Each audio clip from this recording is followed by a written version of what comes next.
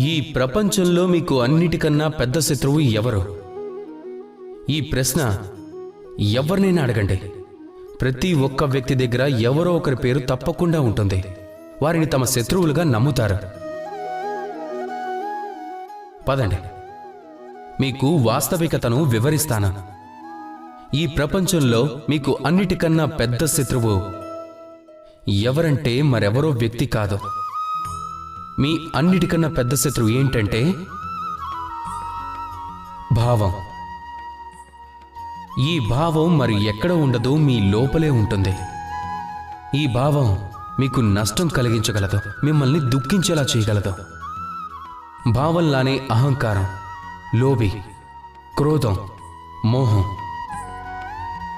మీ పతనానికి కారణమవుతాయి. అహంకారం మీరు మరొకరిని తక్కువగా చూడటంలో కారణమవుతుంది. మోహం మిమ్మల్ని వ్యాకులత చెందేలా చేయగలదు. లోభం మీ పనిని పెంచుతుంది.